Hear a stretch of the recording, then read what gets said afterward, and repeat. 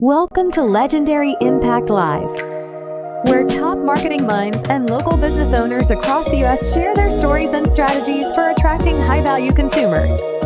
Ready to have the spotlight on your brand? Here's your host, Meg. Let's dive in. Hi, everybody. Welcome back to the Legendary Impact Podcast Live. I'm here with Mike Sedita, my bestie. Hey, Mike. What's up, girl? How you doing? Wait a minute. This is Legendary Impact Live. I thought you said this was The Bachelor. Where are the bachelorettes? Where are my roses? You wish. You could probably get Kevin to help you with that campaign. Get you on The Bachelor. He probably could. He's battening down the hatches for the storm, too. Everybody here in Tampa, we're live. We're all preparing for Uncle Milty to come through and wreak some havoc. Yeah, you guys got to survive down there. It's a big deal. I said that on a meeting. I was on a meeting earlier today, and I'm like, well, listen, let's go through the process here. But if I get wiped off the map later today, this will just be for practice for you guys. But hopefully, knock on wood, we're good. So hopefully it'll be okay.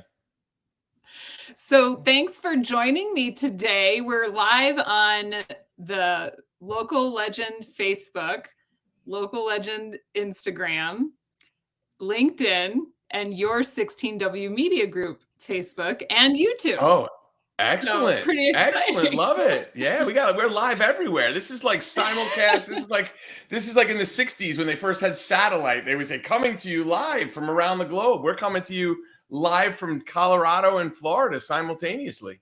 That's right. Yeah, it's pretty exciting. So tell everybody a little bit about 16W Media Group.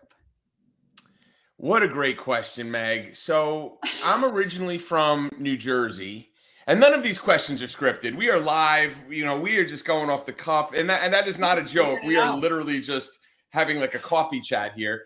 But 16W Media Group, when you are from New Jersey and you don't live in New Jersey, whenever you tell somebody you're from New Jersey, the first question they always ask is, what exit are you from? Like it's a joke, like because literally two highways run through the entire state. And 16W is the exit that I grew up off of. And if you're on the New Jersey Turnpike, which is also I-95, every highway has to have multiple names. When you're on the New Jersey Turnpike and you come to 16W, you can go to the right, and that'll take you to the Lincoln Tunnel right into New York City. And actually, when you go through the toll booth and go up over this little bridge, you are literally staring at MetLife Stadium, the home of the four-time Super Bowl champion New York Giants. And that's where I grew up. I grew up right up the hill in a town called Woodridge. So 16W is an homage to where I'm from. And what we do is basically marketing and media services. We want to help businesses, large and small, find the pain points that are making it difficult for them to take their business to the next level, whatever that level is, whether it's a large brand trying to get back in the grassroots of a community or a small brand trying to grow that brand. We want to find out what the pain points are for them and help them be successful as much as we possibly can.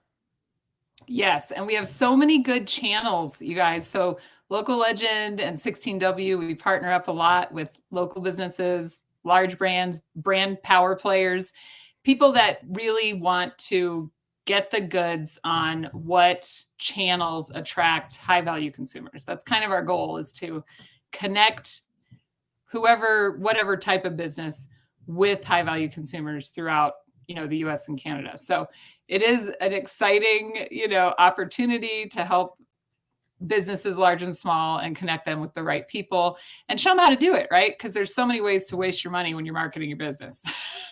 I think, honestly, that's a great point, is that, larger businesses like, the Coca-Colas of the world, the Newell Rubbermaids of the world, they have marketing professionals, the seasoned professionals that understand where their channels need to be, or at least have an idea of how they want to approach that marketing. But if you're a small to medium-sized business in a local market, a lot of times what I run into is they don't even truly understand what type of marketing they need to do.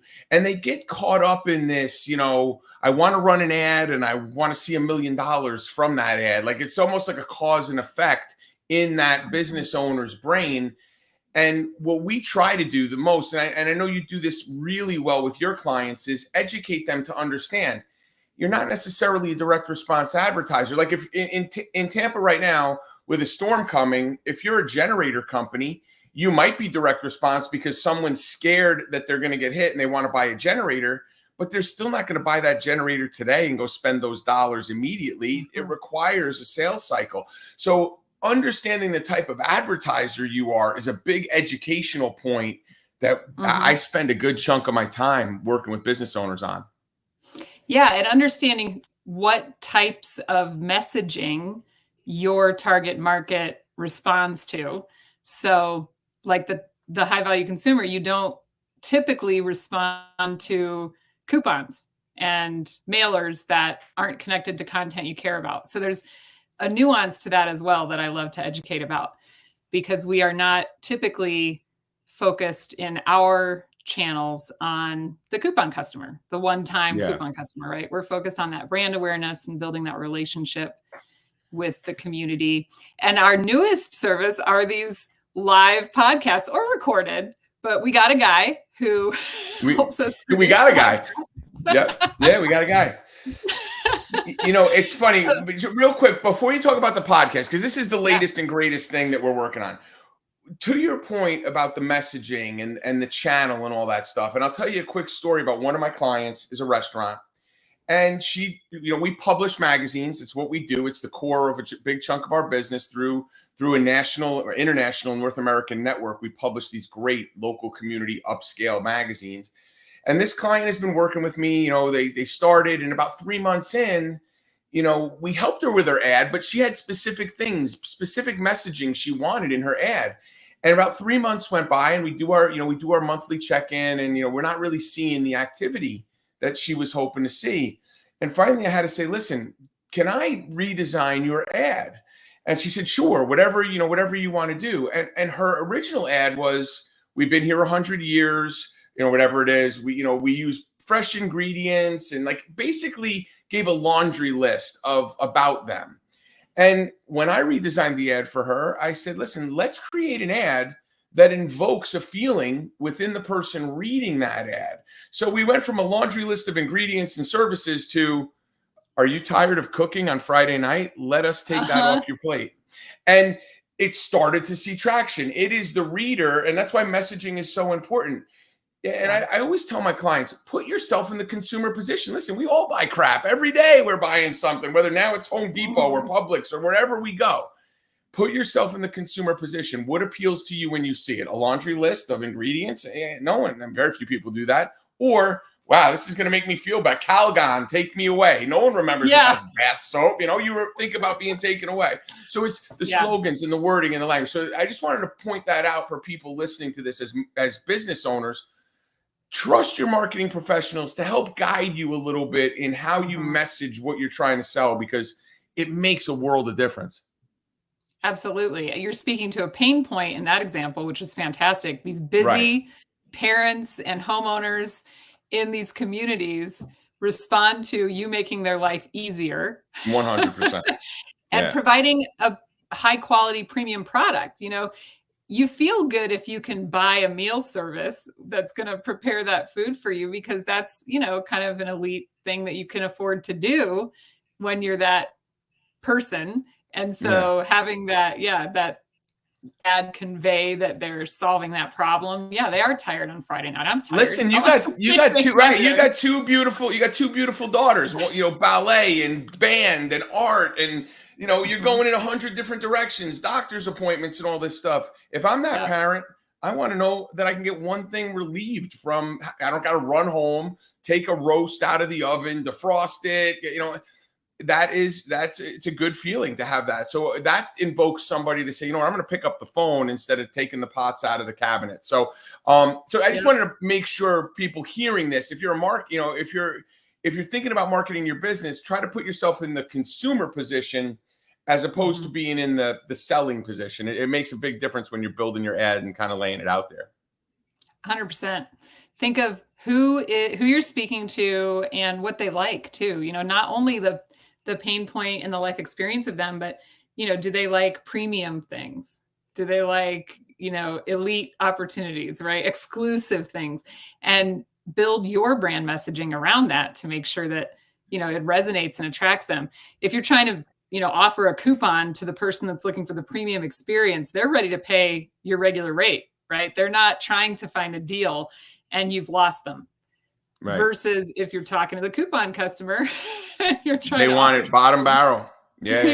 So, you really got to think through, how and what's beautiful about that, we're going to compare apples to apples, right? So when we're talking about these publications, through this platform, they're upscale affluent communities, right? So the audience is a little bit higher. I don't want to say higher level, but a little bit more worthy to take, ability to enjoy more expensive things. Let's just say that they're not people in apartments that are paying rent.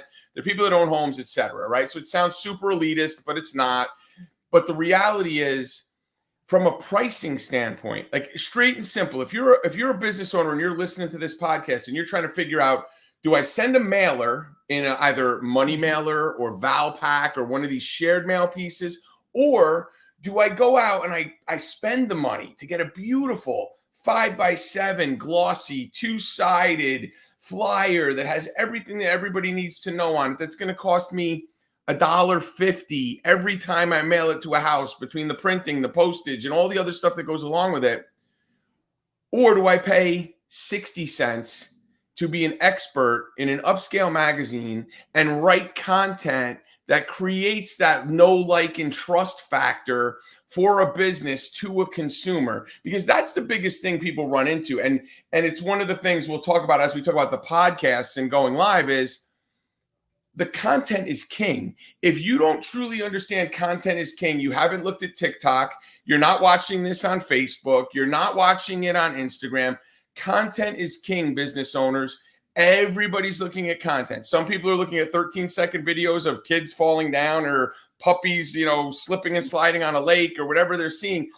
But content is what's driving all of that. So if you're not creating content as a business owner, you're really missing out on the opportunity to create that connection to the consumer that wants to use your brand. They just don't know it yet. Mm-hmm. And we do it cheaper. Yeah, totally. Well, and I was going to break that down. So content is king, placement is queen, right? So you can take that content and you could put it in a full-size mailer, right? And send it out. But that has like a 42% read rate and goes straight in the recycle bin. They don't keep it. So your $1.50 or probably $3 at that point per mailer. Flushed.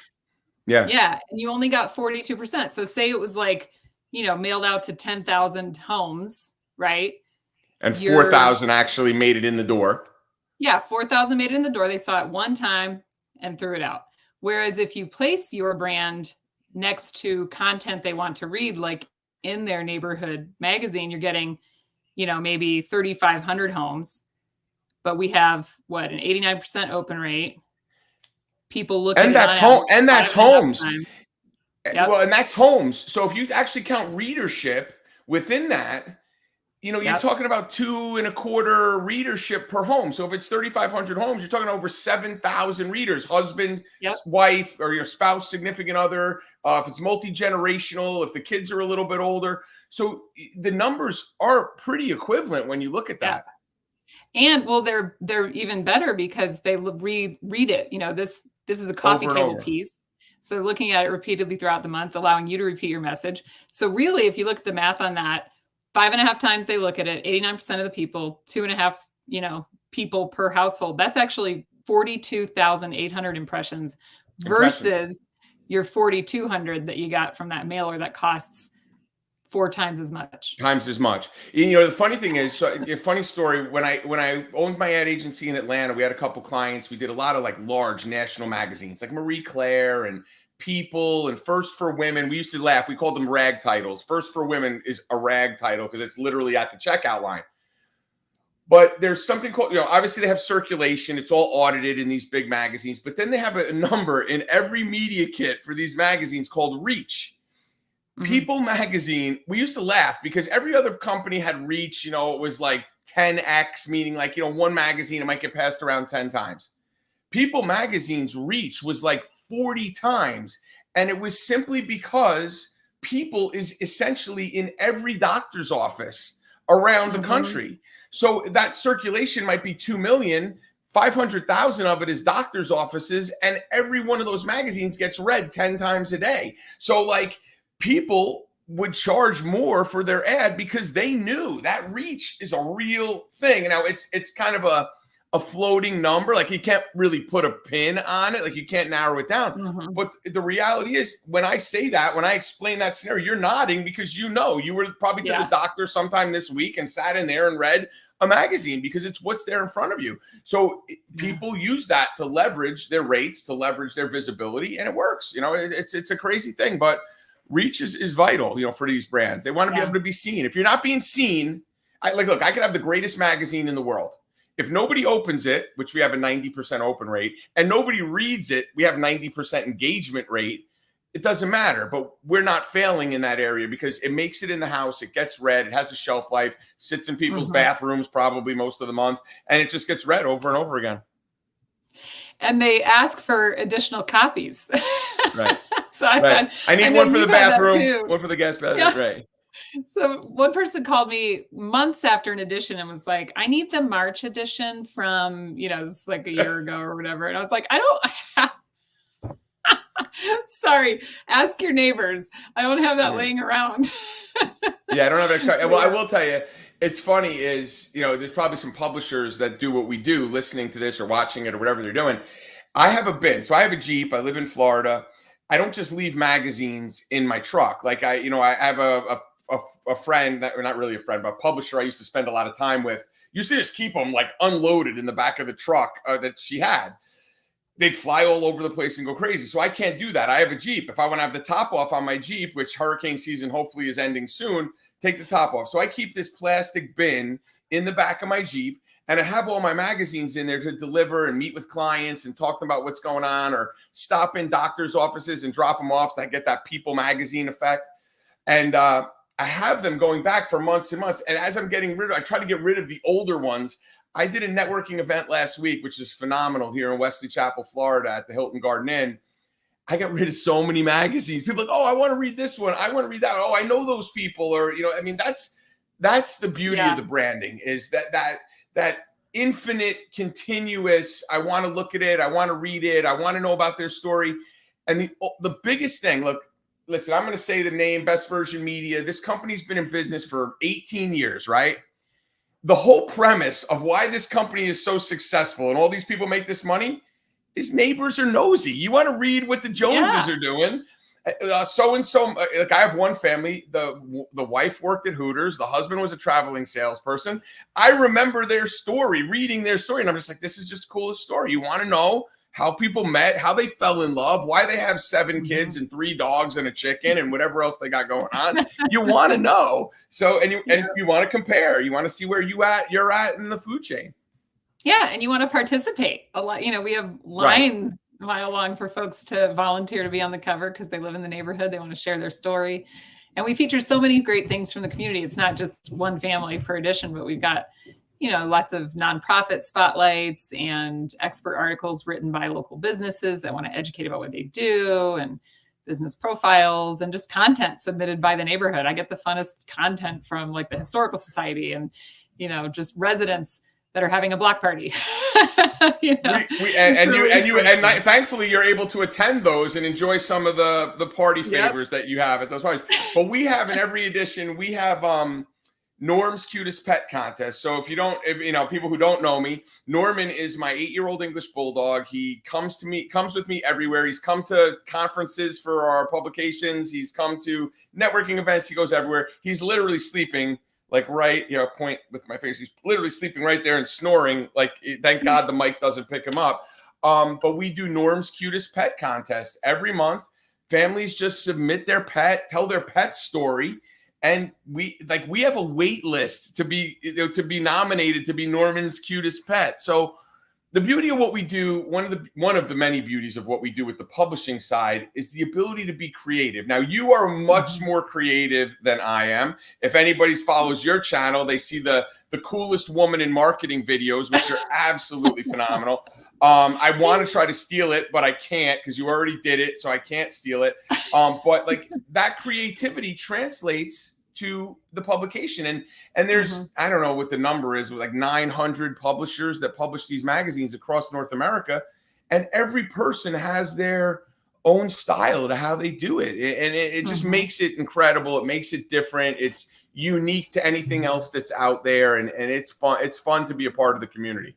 99% of the time, it's fun to be a part of the community. The 1% is when I started my first publication, I had a black Jeep Wrangler. And my publication had been out for a few months, and everybody in the neighborhood kind of knew me. I lived in one of my communities, and my email is in the masthead within the publication. And I got home one day, and I opened my email, and it said, "Stop speeding through the neighborhood." Someone knew it was me, emailed me, told me to stop speeding through the neighborhood. So the visibility is good 99% of the time. Occasionally, when I'm doing something wrong, it's the 1%. Except when you're causing trouble. Listen, I am the innocent boy next door type with my tattoos and my beard. I exemplify that. So I'm just misunderstood, Meg. I'm just very, very misunderstood. So misunderstood. Well, one thing I wanted you to dive in a little bit deeper into is your background. So you have a lot, you touched on it earlier, but you have a lot of, media sales and placement branding background. So dive into that a little bit, because you've been at this for a long time. Yeah. So my real background is I as a kid at 19, I was going to college and I worked for a mutual fund company. And I worked in like finance. I worked for a mutual fund company. I worked for a large bank. I worked for insurance companies. It was before tattoos. It was before a beard. It was when I was licensed by FINRA and I had to say past performance doesn't guarantee future results and be very compliant. And anybody who does know me knows I'm not very compliant. Like it's difficult for me. I have diarrhea of the mouth a lot of the time. So marketing just fit much better for me than corporate. But back in around 2009, when the real estate market was just crashing, I worked at a job. They wanted me to move. I was living in Atlanta. They wanted me to move back to New Jersey. And I was living in New York in Hell's Kitchen at one point and traveling back and forth. And I just didn't want to do it. My ex-wife loved her job. We were in Atlanta. I'm like, I'm going to figure it out. I'm going to stay here and figure it out.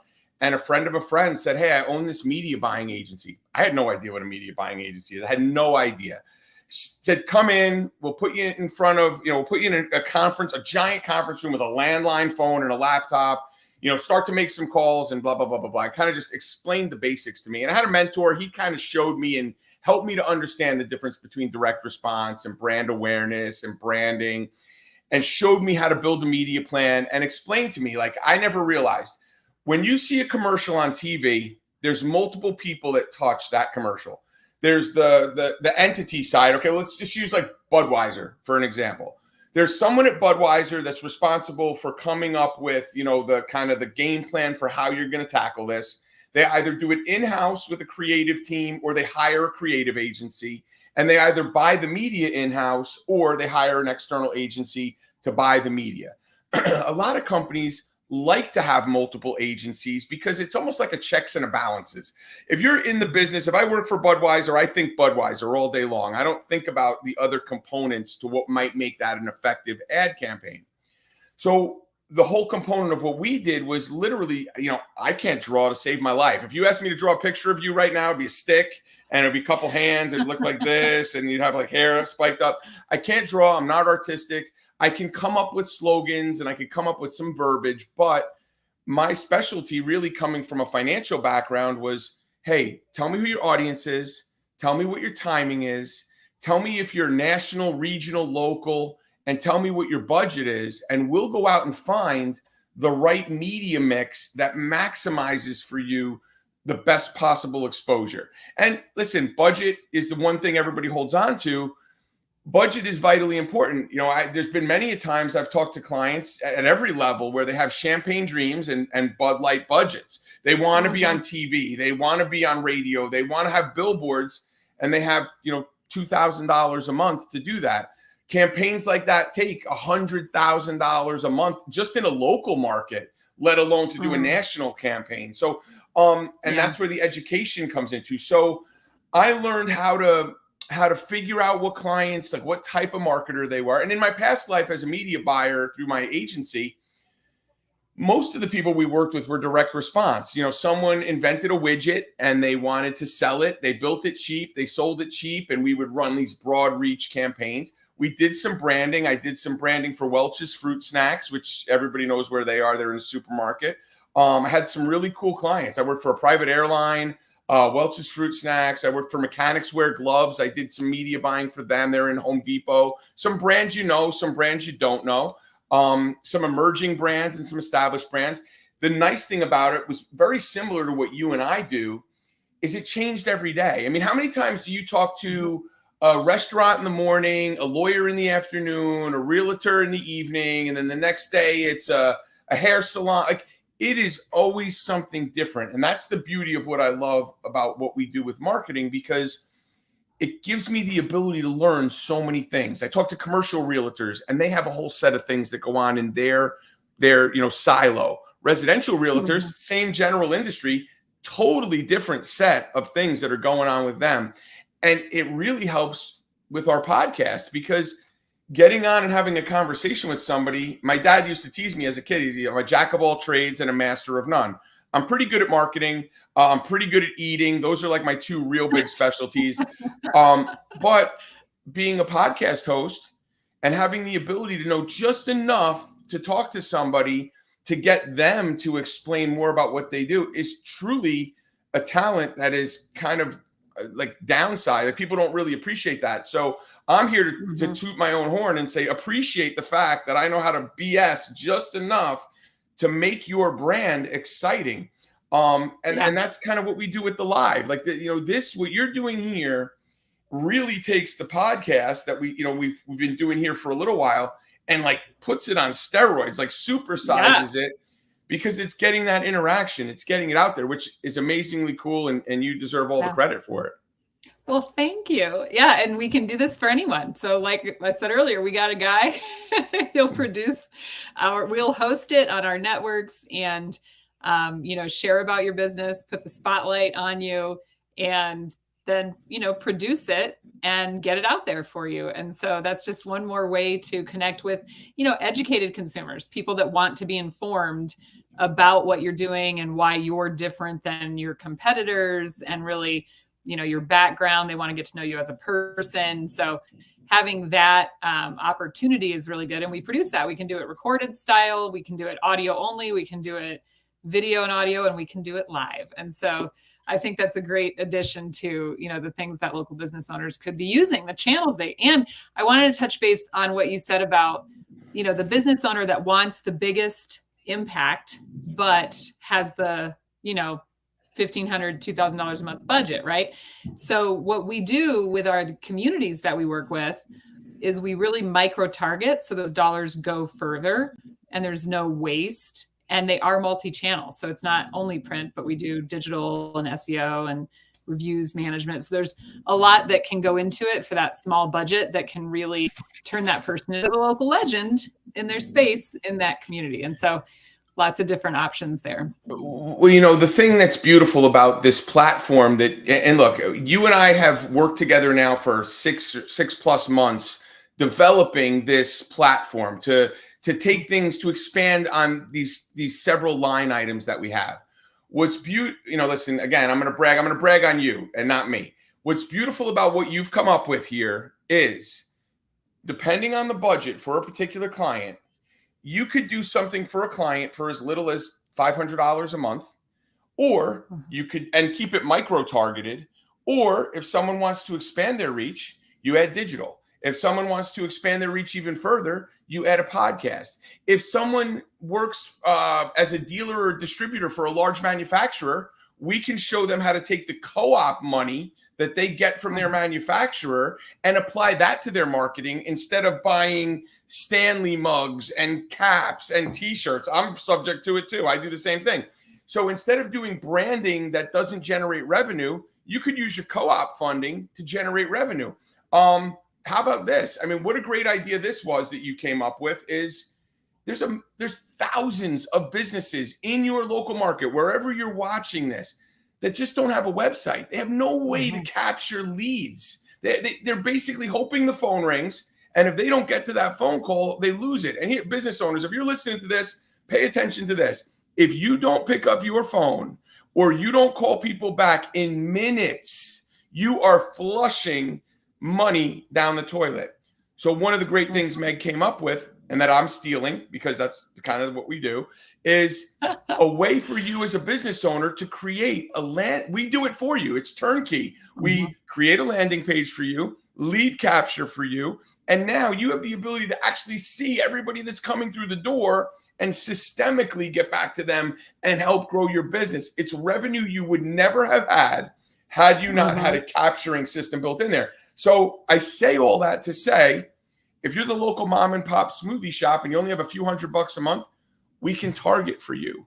If you're a mid-sized brand that has 15 grand a month to market and you want to do a whole bunch of different stuff, we have a way to give you that micro targeting, and we have a way to give you that expanded reach. Or if you're a big law firm and you have, 800,000 a month and you want to be everywhere, TV, radio, billboards, print, digital, out of home. Billboards is out of home. I'm being redundant. But if you want to put that multimedia campaign together, we got a guy. We got a guy.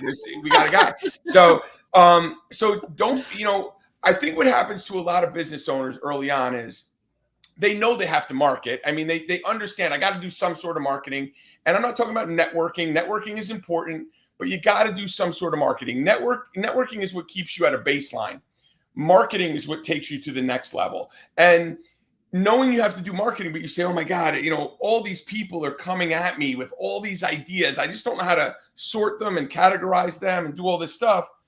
The other beauty of what we do is you can have a fractional CMO or a virtual CMO that is your sounding board. So we have a whole platform set up. It's across the United States where regardless of where you are, you get ability to have somebody to bounce ideas off of. Hey, Mike, listen, someone just reached out to me. They want me to sponsor golf cards at the golf course. Well, you sell a feminine hygiene product. Do you think that's the right target audience for you? Maybe, but not really maximizing it. So that's the kind of conversations our virtual CMO can have with you to help guide you through this, through the branding highway. Our goal is to guide you along the branding highway so that you actually are making educated, smart decisions about your marketing to take your brand to the next level. Yeah. And if you're that business that's trying to grow, I mean, your investment in your marketing should be, 20 to 30% of your gross revenue. So that's something to think about.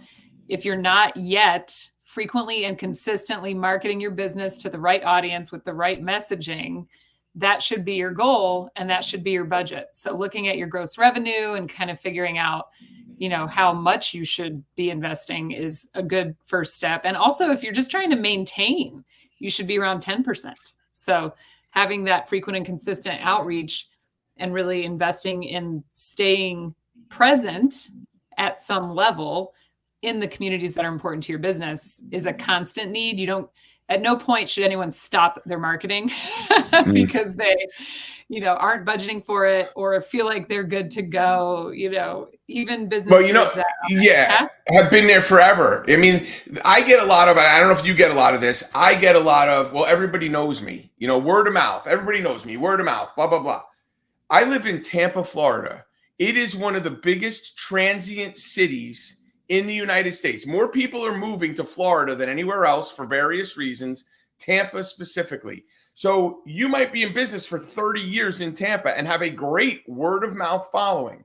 The reality is there are hundreds of thousands of people moving in every month that have no idea who you are. They just don't. And the beauty of the podcast and the beauty of creating the content in our publications is they don't just see an ad. You're actually creating something tangible for them to get to know you in a way that goes beyond, like, look, if I'm driving down the highway at, we'll say 65, it's usually more like 85, and I actually catch the phone number and the logo and the brand, if I actually catch it, now I got to register what it is. Do I need it? What it is to remember it in a half hour when I stop driving or risk my life trying to put it in my phone. And it might be the most beautiful ad in the world, but if I can't remember it, I don't know what it is. We could talk about if you want to do out of home, so many things to make it more memorable. If you want to do that, you can sign up with us, and I will gladly tell you the things that'll make your billboard more memorable. But the reality is there's nothing tangible that comes from that. It's great visibility. 100,000 people might see it a day. How many of them, A, actually need your services, B, can afford your services, C, like there's a whole, remember what it was. Like you're that $100,000 might only actually be a few thousand people when you narrow that number down your funnel. So the ability to create that know, like, and trust. I mean, the podcast put everything on steroids. Bad pun because of me, but like the podcast just supersizes everything, because now having a conversation with somebody, they don't just see your face, or they don't just. So funny story. If you've ever been in a relationship, if anybody here listening to this has been in a relationship, when you text your significant other, you cannot pick up tone from that text message. There's a great Key and Peele skit where one's texting one thing, he's like, "Oh, you're the best," and he's like, "What do you mean I'm the best?" Like they just get it, you don't context. There's no context. You can't pick it up. The podcast eliminates that. The content in the publication eliminates that. So rather than just reply with an email, or you just take that out of it. So this interaction is immeasurable, and it lives on forever. So we're going to do this live. We're doing it live. And then it's going to be replicated and played over, and hopefully a lot, but it's going to be replicated and played over and over again. And then we can repurpose it. So it will live and breathe on the internet for however long the internet exists. And we'll repurpose clips of it, and that's part of the program is, providing that to the client. We make it so easy. All they have to do is show up just like you did today. And I do the rest in the background, same as you. And we got a guy. We have a production assistant. Our guy helps us out. And then, from that point forward, they'll have all that content, a month's worth of social media content each time they record. And it's a monthly program. So that's a great way to stay in front of people and let them get to know you. Because a lot of, especially our target market, high value consumers, they want to know who they're hiring and who they're working with. They want to know you as a person. They want to know your backstory. They're interested, right? Just like that's the same reason they're reading their neighborhood magazine, because they want to know the backstory about the person or the family on the cover. 100%. They want to understand the history of the businesses. And so, having your own podcast done for you provides that opportunity for them to get to know you. And then you couple that with the, print and digital in the area, and you are everywhere. That's the everywhereness effect that I like to talk about. Right. And they, when they see you everywhere, they're going to know who you are. They're going to have that brand awareness. And as long as you're frequent and consistent and you don't turn off any of these channels later, then you'll maintain that brand awareness. And then when they need you or their friend needs you, because these are micro influencers too, like people that live in these neighborhoods, they are, business owners themselves, the PTA president, the people that sit on the boards of the hospital and all the community foundations, they know who they want to recommend and why. And they will tell people, this is who you need to call when this friend is complaining about this thing. One of my friends, when we were having our second kiddos, we were pregnant at the same time. And I was giving her all these recommendations. I was like, "Oh, you need this and this and this." And she was like, "You're like my Oprah." Yeah. Right. Give it away. You're not giving it away, but you're giving it away. You're giving the info. Yeah. And that's who lives in these homes, right? It's a whole bunch of Oprahs. I don't know if she's a good reference right now, but it's two things that are actually promoting your brand once they have that good experience. There's two things you said that really, number one is that consistent branding is the difference in this. I live in one of these neighborhoods and a pipe bursts in my house, or not even like that urgent, but my air conditioning, I always go back to air conditioning because I live in Florida and it's 1,000 degrees and I sweat brushing my teeth. So it's always a good analogy, but my air conditioning goes out. The difference between the consistent branding in these communities of homeowners, of high value consumers, is if I'm in there consistently, when that air conditioning breaks, I go, "Oh, I know ABC HVAC," versus going to Google and searching HVAC company near me. And then it's just the highest bidder that gets it, because that's all that's happening. Whoever's paying the most to be on Google is the person who shows up. You want to be in front of that situation. So they never get to Google. They know you already because you are there and you're doing your thing. And the other thing I will say, and you touched on it a second ago, is consumers are fickle. If you're in front of them, they know you. Once you decide, hey, look, I'm shutting the well off and I'm going to go do whatever else and, whatever I'm going to do, they forget about you. It's the next thing. It's the next person in. And it's like, I don't know if they have them out in Denver. Here we have something called B&I. It's a networking group. People go up and there's one category, like one seat per category. So there's only one residential realtor. There's only one plumber, whatever. Once you leave that group and the next plumber comes in, that guy gets all the recommendations and you're out. Yeah. It's the same thing with branding your business. Once you're no longer in front of that consumer, they might remember you for a week or two, but it fades. We're consumers. We're fickle. We get information overload all day long, whether it's a billboard, whether it's the freaking phone that's always in front of them. I mean, I don't want to put all my stuff on everybody else, but the phone is always in my hand. It's attached. So once you get out of that mode and you're not in front of people anymore, it goes away. So the consistency is key. I mean, the consistency is key, because people need to see you over and over again, like you and trust you and want to invite you into their homes. Yep. And the multi-channel, like if you're really looking for the nuts and bolts, right, as the business owner, the multi-channel approach, micro-targeting the right people so you're not wasting your dollars for the duration, and staying frequent and consistent is what you have to do. That is the recipe for results to grow your business. You cannot give up on any of those factors. If you stop being frequent, if you stop being consistent, if you stop using multiple channels, if you do it for too short of a time frame, those are the things that you have to stay consistent with in order to grow your business. And so that's kind of the biggest lesson is don't try something. If you know that it's a channel that works, stick with it, because we know it works. If there's anything that needs to be tweaked, it's probably your messaging. Creative. Yeah, 100%. Look, if the audience is right, the next thing is the creative. And that's usually what it comes down to. And a funny story is, not a plastic surgeon, like one of these med spa guys. He's right down the street. I'm not going to say his name because his story is terrible, but sat down with him and we're talking. I'm like, listen, explaining branding like over and over and over again, explaining what branding is and why it's important and the marketing rule of 7 and how many times people need to see you, et cetera, et cetera. And he just goes through a laundry list of all the stuff he tried. I tried this and it stunk. And I tried this and it stunk. And I tried this and it was crap. And I said, okay, well, explain to me a little bit more. Let me understand. Like, what about it didn't work? Well, I did billboards for 2 months and I didn't see a single thing. And I did bus stops for another 3 months. And then I said, I know why, literally, like, I know why it didn't work, man. And he's like, well, how do you know? I'm like, you didn't do it long enough. Do you think someone sat their rear end on that bus park bench and all of a sudden said, whoa, I need to get Botox just from putting their butt on the seat that has your picture in it? It doesn't work that way. Like, no. And again, it goes back to over and over again. Business owners think of ROI. They're locked in on this number. They need to see this return and don't necessarily see the big picture in all of this. Consumers don't give a crap about your ROI. They give a crap about what your brand can do to make their life easier. And that's why they buy. That's why they shop. That's why they go to you. If you just got to reverse engineer it. You just really got to reverse engineer it as a business owner. And then understand the biggest thing out of all of it. The biggest thing is understanding your marketing is not an expense. You might pay it out every month, but it is not an expense. It's an investment. Marketing your business is the same as putting money into your 401k or your Roth IRA.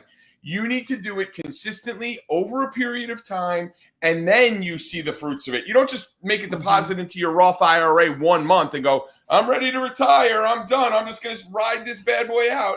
You don't do it that way. You consistently put money away, and marketing is an investment. It is not an expense. So again, big part of what I'm doing on a daily basis is that. And the one other thing I did want to touch on is the beauty of Local Legend Media and 16W Media Group is this.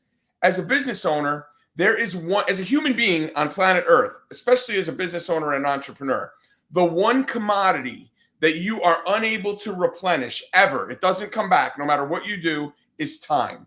Your time as a business owner is super valuable. So who you partner with, how you spend that time, how you allocate it is vital. The one beautiful thing about working with us is we're saving you the time of having to vet and figure out all this stuff. It's one billing. So you are getting billed once a month from our system for whatever you choose, whether it's just a print ad, print and digital, a podcast, print digital, TV.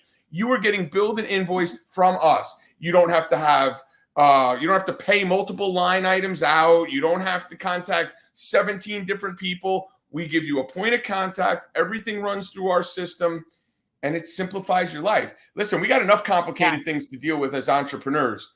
Where you can simplify it, you need to simplify it. And working with Local Legend Media and 16W Media Group, it just does it. It does it for you. Yeah, it's done for you. That's the perfect way to state it. You know, we have the designers, we have the recommendations on messaging. We've got, it's all plug and play for you. And, you know, I love the book, Who Not How, right? That's what, but one of my goals in life is like hire out things that I should not be doing. You know, listen, that is a very appropriate. Like, look, like I said, I'm not an artist. Like, I know what I do well. I do well at helping people understand branding and marketing and all that stuff. The stuff I don't do well, anything art related, I'll have Bryn do it. I'll have her do my art. She's better artist than I am. You know, when it comes to, the things like, look, we both talk about this all the time. As entrepreneurs, I don't do accounting. I need to hire an accountant. I don't do graphic design. I need a graphic designer. The things I don't do well, I find people that do it well, and I build a team that makes my organization function properly. But the stuff I'm good at is the stuff I focus on. And the stuff I'm good at from a business standpoint is revenue generating activity. I want to be able to work with people to help them grow their business, to help drive their revenue, which in turn drives our revenue. And that's just the cycle of how it works. Absolutely. Yes. Well, this was so fun. We should have like a regular recurring episode where we just teach all the fun stuff. If only I had a YouTube channel that had so many marketing tools and tips on it. If you are looking for that, if you go to YouTube and you search The Branding Highway, all sorts of good information there for you to kind of check out. You know, listen, we're visible. Our channel, my channel right now, between Spotify, Stitcher, iTunes, YouTube, LinkedIn, Insta, Facebook, we have over 15,000 followers across all of our channels. It has slowly grown until we found an audience and we've built it up, because the goal for us is hyper local. We're going to get you print and digital in that hyper focused area. If you want a little broader reach, we'll get you the podcast. We'll help make you famous, put you out there, get your name out there. And our goal is really to make as many touch points for your brand as possible. And if you could leverage our network of 15,000 and growing, we want to do that to help take your brand to the next level. Yeah, love it. Well, thank you so much for joining me today. This was so fun. I can't wait to come on your podcast. We'll do it again. Soon. Once I figure out how to do all this stuff, I will, I'll figure it all out. The technical stuff, I'm a technical. Yeah, I need a TED talk. I need a Meg talk. I need a Meg talk. There you go. See, I just coined that. You can take it, Meg. Just take some of the stuff I come up with it. You run with it. Love it. Well, thanks again, my friend. And for anyone listening, you need help with marketing, reaching high value consumers, whether it's, one community at a time or across the country, we can help you. And book your interview. Come on the Legendary Impact Live by Local Legend Media, and let's share your story and your business and get you started on some brand awareness. Stay visible, my friends. Thanks for listening to Legendary Impact. If you're a marketing expert, brand power player, or local business owner ready to share your expertise, visit Local Legend Media's website and click the More tab at the top and then Podcast to get featured. Let's put your brand in the spotlight. See you next episode.